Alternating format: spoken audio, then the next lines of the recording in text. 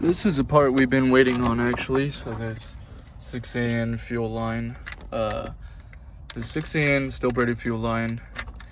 It came with the adapter. That's the only reason I got the whole thing. Unfortunately, it only came in 6AN. So we got an adapter that obviously goes to 8AN.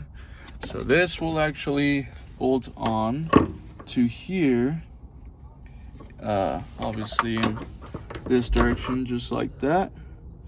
And then so we'll feed that through the hole. You can actually see where the original lines go through, and that goes under the vehicle. So that will lead under the vehicle and go through into the engine bay. That's how we're gonna have our fuel line set up. So we just gotta bolt this on. The bolt is actually right here, and the kit came with its own washers. So there'll be a washer on top of this piece, and then a washer on the bottom of it between the bolts.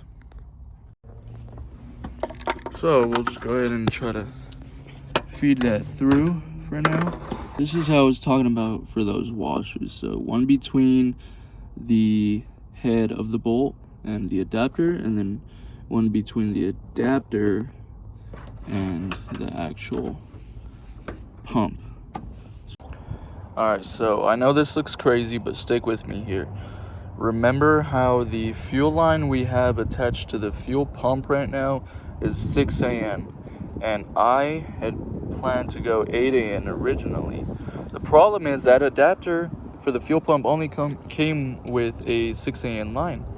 So what I had to do is I got a 6AN to 8AN adapter. This piece right here, this whole piece right here is 8AN, male to female.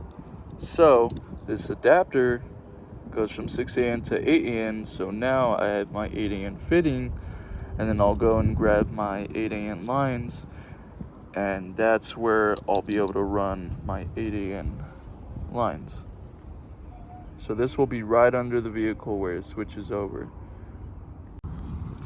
That's what it's gonna look like. So this line goes through here, and then you just screw that female inside that hole.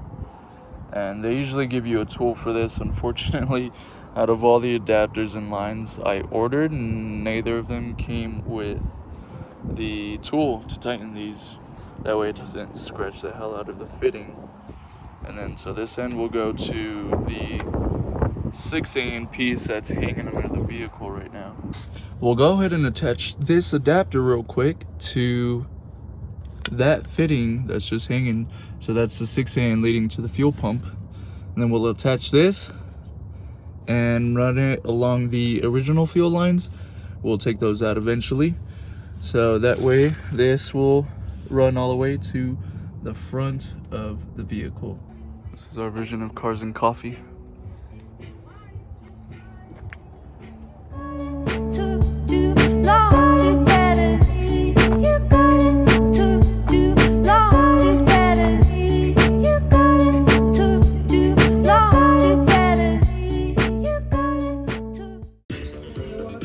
So I'm hoping to get this pressure regulator in just to finish the whole fuel setup. We already have our hoses running through under the vehicle, so all we need to do is attach the fittings and then run it all the way to our fuel rail. And this will be placed about right here is what we're thinking. Maybe I might move it somewhere onto the actual firewall. We'll see how we feel. Dude, shout out K20. This thing is like crazy quality, I'm not gonna lie. And we have a whole bunch of different fittings, so if we have to mess with the angles, we can. Obviously we're doing returnless, so I had to block off the return side of the regulator. That's gonna go down this way, and I was just kind of mocking up how much hose I'm gonna need before that. And then we'll see after I cut it how much I'm gonna need to reach the fuel rail from here. It's all of what we have for fuel hose.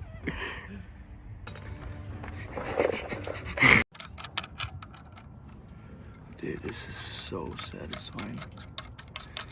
threads are so fine, so it just feels good to thread these in. Oh yeah. So that's gonna go there. And on that one instead, we're just gonna have a straight.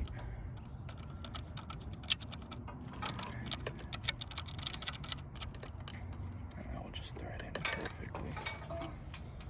What we could do is honestly maybe even hit this with the 45,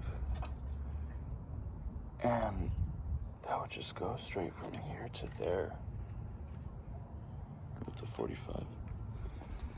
I'm not sure what I should do. Or I could hit that with the straight and this with the 45. I'd rather hit this with the straight one though. And then we'll just do that and then see how we feel about it. We can always just add the 45 after we install the hose. I just want to see first how we're feeling about it. So now that we know for sure everything's all wired up, everything's plugged in, we can go ahead and close off the fuel pump cover, I guess. So it's just gonna be 4 screws. So I'm just gonna go ahead and tighten them up, and hopefully this will be the last time I have to open this thing up for a while. Hopefully we don't have any problems with this fuel pump.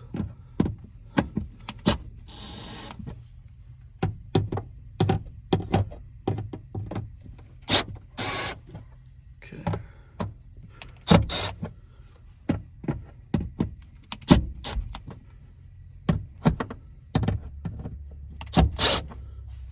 There we go. Now that that's all closed off, hopefully the smell of fumes will eventually air out. What's up, everyone? Just wanted to kind of explain what's been going on with the Honda. So all the footage that you were seeing in this video was from damn near almost a year ago, towards spring of 2022 is when it was filmed. And we got it running towards the end of summer of 2022. And then we ran into some issues, you know, with us being so close yet so far. I had kind of lost a lot of hope along the way with it being in limp mode. So this wasn't discussed in any of my previous videos, especially the one from the first startup on the K20. So it only revs to 3,000 RPMs. And you know, I've read online, I've looked everywhere on what could possibly be the cause of said limp mode. I've been testing all the sensors, trying to see what's been going on, checking all my grounds, making sure everything's in the right place. It's been a very tedious process trying to figure it out. But this next phase, I'm just gonna cut off all of what I filmed last year in 2022. I'm just gonna trash it and then start fresh with trying to solve the problems. So here's a few things wrong with it. It's got a few vacuum leaks, simple enough. Exhaust leak, easy to fix stuff. Other than that, it won't shift into second gear. It's going into first, third, fourth, fifth, and reverse. But I get into second gear and start letting go of the clutch and it just grinds. So might have to tear the transmission apart, rebuild it. And then of course, trying to solve the limp mode problem. That's what I'm gonna try to tackle this year. Hopefully get it running before the summer. And it's been a really long process. It really has. And you know, a lot of people don't say how hard it is trying to build your own car from scratch, not knowing what the hell to do, not having any experience at all in this field. And I'm also entry-level ASE certified, so yeah, like I learned a lot of maintenance stuff in school, but nothing like this. This is a completely different animal to what they teach you in school. Like they don't teach you how to swap engines and how to innovate and be creative and make it work.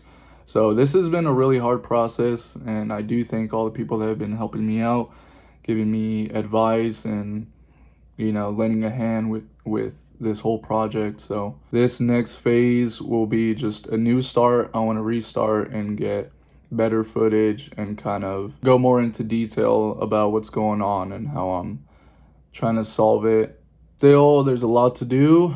on the interior, exterior. I want to redo the paint, get new wheels, all that. So I still have a long way to go, but this year I mainly just want to focus on making sure it runs perfect, and hopefully we don't run into any more speed bumps along the way. I really do appreciate you guys' support throughout the whole journey. It's been amazing learning how to do this stuff, rebuilding the engine, doing all this stuff has been really fun, and there's never a dull moment with working on this car. That's what I love about it. And again, I just wanted to say thank you guys, and hopefully you guys will be patient with me and, you know, buckle up your seatbelts because we're going to be moving fast this year. And that's really all I wanted to say. So thank you guys, and stay K-tuned.